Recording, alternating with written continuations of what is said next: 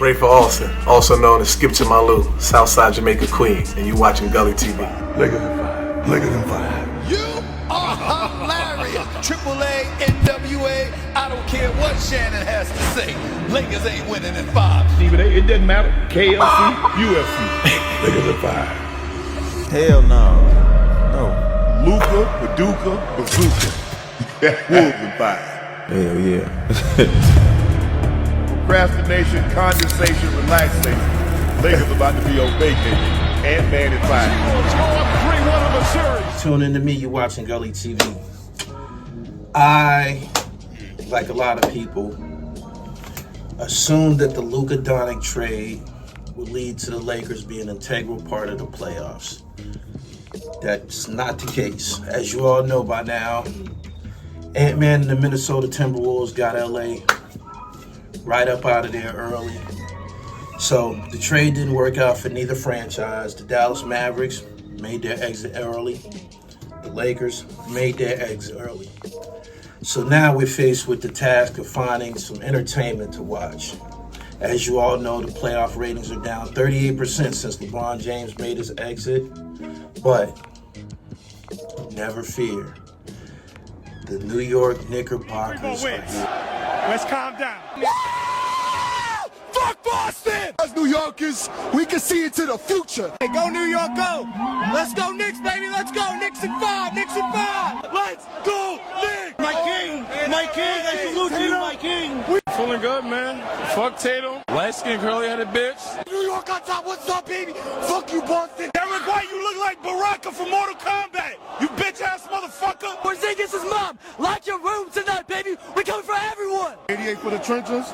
Fuck Boston. New York Knicks want to Talking know. about Jalen Brunson for the past couple years, and his roller coaster style of play is just primetime TV. It's much-watched TV. You see what he did in the closing seconds against the Detroit Pistons, got him up out of there. But something that nobody expected was for them to shot Boston in Game 1. Boston has had the Knicks number for the past couple of years, but they haven't faced the New York Knicks with Karl Anthony Towns. So what we have right now is exciting NBA basketball despite King James being exited from the playoffs. I can't lie, I'm a big Laker fan. I'm disappointed that they made an early exit, but I've always made it clear that I follow the Knicks. So make sure that y'all following the New York Knicks. They up 1-0 against the Boston Celtics. I'm expecting the Knicks, if they can get another game in Boston, I think they're going to shock Boston this year. I've been wrong in some of my predictions. I wear my heart on my sleeve when I'm doing these predictions. If I like a team, I'm going down with the ship. Anyway, last night, in addition to the Knicks, shocker, we have the Denver Nuggets and Aaron Gordon with the game-winning three. 7 seconds left. Westbrook, 5 seconds. They're down by 1. Gordon, got it! If you follow in this series, everybody's talking about Russell Westbrook coming off the bench. Russell Westbrook, he's playing his heart out. If you follow my discussions with Zip on the Zip Code, you know we talked about wanting to see Russell Westbrook get a ring. I'm standing by that. I've never liked the Oklahoma City Thunder. Never. I didn't even like them when Westbrook played for them. Never liked them. They kicked a lot of ass during the regular season. They got a nucleus of young ball players. But I told everybody, I feel that these are some young punks. They haven't showed me enough in the postseason, the past 2 seasons.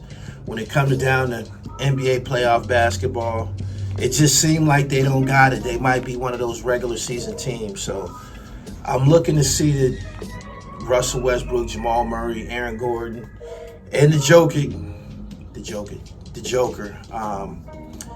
put an end to this little run that Oklahoma City Thunder has had this year and shit. SGA, he plays his heart out. He'd put 40 on you and all of that. But there's something about this young team that I just feel that they're inexperienced when playing against veterans.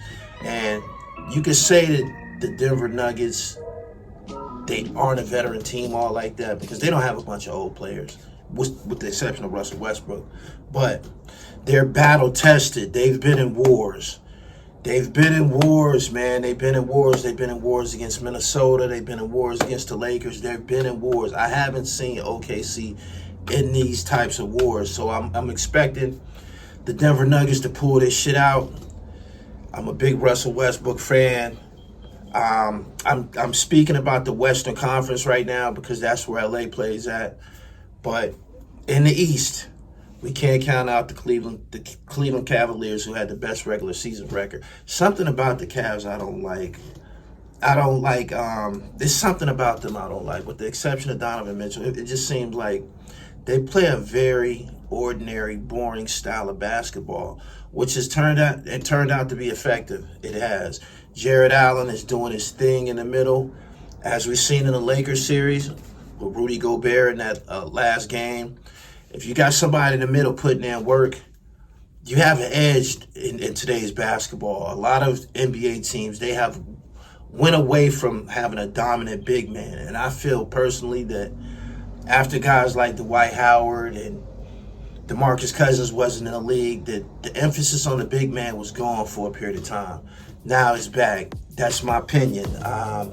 We're seeing great basketball from, of course, the Joker. We're seeing great basketball from Jared Allen.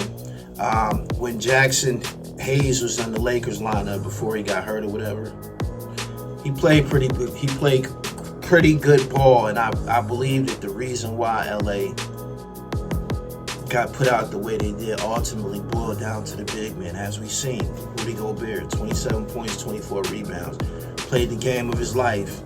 You know what I'm saying? Right in the middle of in a playoff scenario. So you want to see a big man thrive during this time of year. It takes a lot of pressure off the backcourt. The NBA is a guard-dominant league, and I feel that if your big man can contribute something, that you have an edge at this point. The Golden State Warriors got Houston up out of here. Jimmy Buckets and one of the greatest shooters of all time, Steph Curry, they seem to have a nice 1-2 punch in addition to one of my favorite players, man. I just love Draymond Green. I've heard people say Draymond got robbed for the Defensive Player of the Year, by the way. For whatever reason, the NBA they don't favor Draymond. They don't like his attitude. But I feel that this is one of Draymond's more effective seasons. And Golden State was booty at the beginning of the year. Just like the Lakers, they came from behind to assert themselves into the NBA playoffs. Like it was a time when people didn't think that Golden State was going to make the playoffs at all. The Jimmy Butler trade happened, and you just seen them just start to escalate. So the thing with the Houston Rockets, I felt that they, again, some young punks. I felt they was just like the Oklahoma City Thunder, very inexperienced. They got high flyers, very athletic, all of that. But basketball, like most sports, man, when you got veterans on your team, man, they're just going to find a way. That's it. They're going to find a way. A lot of these veterans are battle-tested, and a lot of these social media athletes, they just haven't been in the trenches all like that yet. So shout out to the Houston Rockets. They had a pretty good season. Shout out to the Detroit Pistons, another team, had a pretty good season. But when the playoffs come, this is the time of the year when you see the franchises buckle down and you actually have to play some defense during certain times of the game. That fourth quarter is very serious. You see what happened with the Lakers. LeBron James was giving up nothing in the fourth quarter, and their ass got put up out the playoffs. So that's a little bit blow by blow, man. I wanted to get on here and share with y'all about the NBA playoffs, man. Despite the Lakers being eliminated, there's still a whole lot of basketball to be played, and I want y'all to focus on these two series. Denver and OKC. Denver just got away with one. They did. Aaron Gordon hit a big shot. That is not over with. That's going to be a dogfight. For real, that's going to be a dogfight. If Russell Westbrook continues to contribute off the bench and plays within the the limits of a six-man. He don't have to do a lot of extra shit. He don't have to go above and beyond. As you seen last night, the game-winning assist to Aaron Gordon. They need him to contribute. They don't need him to try to dominate. So, OKC and Denver, that's going to be an incredible series. I promise you, OKC and Denver, that's going to be a good one. And the Knicks and the Boston Celtics. The Celtics got to figure out how to hit a mid-range shot. All year long, they've been talking about how they hoist up more threes than any team in the NBA. I knew that was going to come back to haunt them. If you follow me on Instagram, I posted a video this morning of Michael Jordan playing his last game in Madison Square Garden. The mid-range jump shot from Michael Jordan was just a kill switch. And that's something that you don't really see from today's players. You very, very, very rarely see somebody who put emphasis on the mid-range shot. A lot of times, it's either a dunk or a long gone three.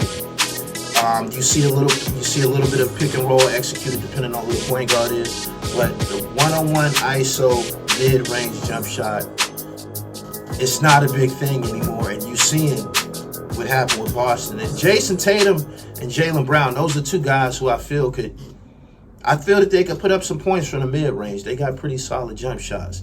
But the way the league is wired now, everybody want to shoot these long ball threes. And if Boston can't figure out to get some more high percentage shots, the Knicks probably going to put them down. A lot of Jalen Brunson's baskets, he hit jumpers, he do. But Jalen is one of them guards to be trying to get to that rack. And he gets to that rack. He does get to the rack. Whoever's sticking him got their work cut out. He's hell. He's hell. If you a defender and you're signed with Jalen Brunson, you got hell to pay. For real, you need help. Just some players, they got that package, man, where they got the bebop dribble and shit.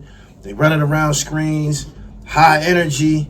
And Jalen Brunson is one of them. Again, you seen what he did to the Detroit Pistons in the closing moments. So follow me on Instagram at IamGullyTV_. Make sure you subscribe to my channel, The Real Gully TV. Hip-hop, sports, and fashion. Shout out to everybody at Bag Fuel. The interview that we just did, it's at 160-something thousand. My interview is dropping with Bag Fuel later in the week. I want everybody to be on the lookout for that. Again, I appreciate the support. Subscribe to the channel, hit the top bell so you get the notifications. Peace.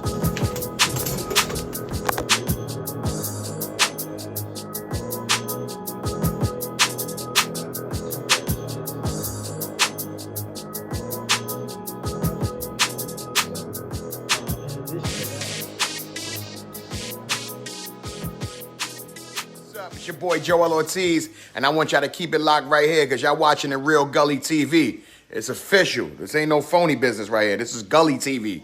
You keep it right here. Yawa.